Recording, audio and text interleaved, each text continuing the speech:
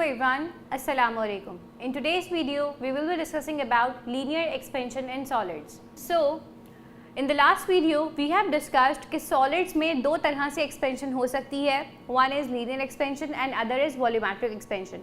अभी हम linear expansion की derivation को करने जा रहे हैं. किस तरह से हम वो लेंथ में आने वाले चेंज को कैलकुलेट कर सकते हैं, जिसके लिए हम एक फॉर्मूला ड्राइव करने जा रहे हैं. So here the expansion in length of a solid is called linear expansion. किसी भी सॉलिड की लेंथ में अगर चेंज आता है, एक्सपेंशन होता है, तो उसको हम लीनियर एक्सपेंशन कहते हैं. कंसिडर कर लेते हैं एक रॉड जिसकी ओरिजिनल लेंथ क्या थी, L. मतलब ओरिजिनली इस सॉलिड रॉड की लेंथ कितनी थी, L. आपने क्या किया, इस रॉड को हीट करना शुरू कर दिया, जिसकी वजह से इसमें थर्मल एक्सपेंशन होगा और लीनियर एक्सपेंशन होगा, क्योंकि दिस इज़ वन डायमेंशनल. इसकी लेंथ में इंक्रीज होगा.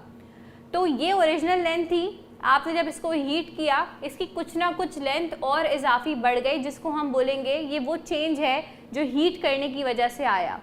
अब जब आपने एक्सपेंड कर लिया, इसको हीट दे दी इसको, अब आपके सॉलिड की, आपके इस रॉड की लेंथ वो नहीं रहेगी जो पहले थी. अब इसकी एक नई लेंथ होगी जिसको हम L प्राइम के नाम से डिनोट कर रहे हैं. ठीक है, ये हमारा इस वक्त एजेंडा है. सो हियर मैंने दो कंपैरिजन लिखे हैं, दो कंडीशंस लिखी हैं कि आपने इसको जब हीट दिया उससे पहले क्या सिचुएशन थी और हीट देने के बाद क्या सिचुएशन थी. सो हियर एक इनिशियल कंडीशन डिनोटेड है और एक फाइनल कंडीशन डिनोटेड है. यहाँ पर हो क्या रहा है कि जब आपकी रॉड थी तो उसकी इनिशियल कुछ स्पेसिफिकेशंस होंगी. इनिशियली उसका कोई ना कोई टेम्परेचर होगा और इनिशियली उसकी कोई ना कोई लेंथ होगी. लेकिन अब आपने क्या किया, अब आपने उसको हीट कर दिया. क्योंकि सॉलिड था तो हीट होने की वजह से इसमें थर्मल एक्सपेंशन होगी. नाउ क्या आप मुझे बता सकते हैं कि आफ्टर प्रोवाइडिंग दिस हीट क्या टेम्परेचर वही रहेगा जो पहले था? ऐसा नहीं होगा, क्योंकि जब हम हीट प्रोवाइड करते हैं तो टेम्परेचर भी बढ़ता है. दैट मीन्स इनिशियल टेम्परेचर अगर T था तो फाइनल टेम्परेचर T नहीं होगा, जिसको मैंने T बार से डिनोट किया कि ये कुछ और होगा, लेकिन पहला वाला नहीं होगा. ओरिजिनल लेंथ थी L, लेकिन हमने बात की कि जब भी हम हीट प्रोवाइड करेंगे थर्मल एक्सपेंशन होगी. इसका ये मतलब है कि साइज में इंक्रीज होगा, लेंथ बढ़ेगी. तो लेंथ भी वो नहीं रहेगी जो ओरिजिनल थी, लेंथ भी चेंज हो जाएगी, इसलिए मैंने उसको भी लैम्डा बार से डिनोट किया. नाउ किसी भी चीज़ में अगर चेंज कैलकुलेट करना है, फॉर एग्जांपल अगर यहाँ पर टेम्परेचर कंसिडर कर लेते हैं कि 20 केल्विन था और यहाँ पर टेम्परेचर मेरे पास 40 केल्विन था, तो अब मुझे निकालना है कि वो चेंज इन टेम्परेचर कितना है जो इस एक्सपेंशन में इन्वॉल्व होगा. तो उसको हम कहते हैं डेल्टा टी. और डेल्टा टी निकालने का तरीका है कि बाद वाले टेम्परेचर में से पहले वाले टेम्परेचर को माइनस कर दो. दैट मीन्स अगर मैंने यहाँ पे 40 के लिखा है तो 40 माइनस 20 कर देंगे तो चेंज इन टेम्परेचर आपको कितना मिल जाएगा, 20. दैट मीन्स ये 20 केल्विन टेम्परेचर का वो यूनिट है जो इसको एक्सपेंड करा रहा है, जो एक्सपेंशन में पार्टिसिपेट कर रहा है. बिल्कुल इसी तरह से अगर मुझे मालूम करना है कि ये लेंथ, ये चेंज कितना है जो हमने ऑब्जर्व किया ओरिजिनल से ज़्यादा, उसको भी हम सेम मेथड से निकालते हैं कि बाद वाली जो लेंथ है हमारी उसमें से ओरिजिनल लेंथ को माइनस कर देते हैं, तो हमें वो चेंज मिल जाता है जो उसमें आया due to this thermal expansion. यहाँ पर मैंने इन दोनों को इक्वेशन नंबर 1 और इक्वेशन नंबर 2 कह दिया है. Now what I have written over here, it has been experimentally prove that, मतलब एक्सपेरिमेंटली ये बात प्रूफ कर दी गई है कि जो भी चेंज इन लेंथ होता है वो डायरेक्टली प्रोपोर्शनल होता है चेंज इन टेम्परेचर से. इसका क्या मतलब है?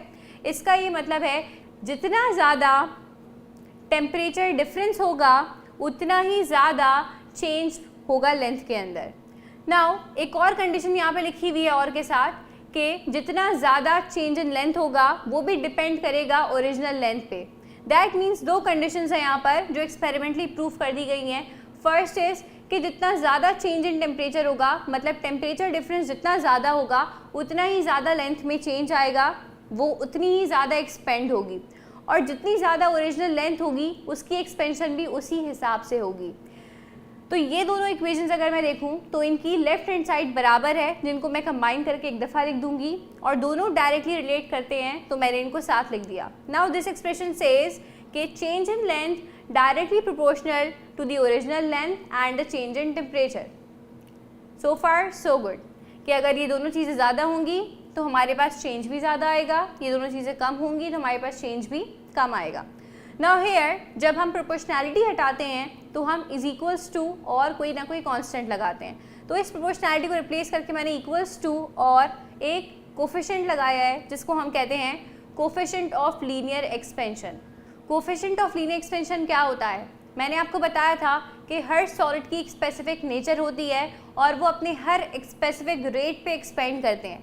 तो कोफिशिएंट ऑफ लीनियर एक्सपेंशन वो रेट है हर सॉलिड का जो बताता है कि ये एक्सपेंशन किस रेट पर हो रही है, जो कि सॉलिड टू सॉलिड डिफर करेगा। अगर मैं आयरन की बात कर रही हूँ तो आयरन का coefficient of linear expansion different होगा, और अगर मैं कॉपर की बात कर रही हूँ तो उसका coefficient of linear expansion different होगा। दैट मीन्स इसका एक्सपेंशन रेट डिफरेंट होगा।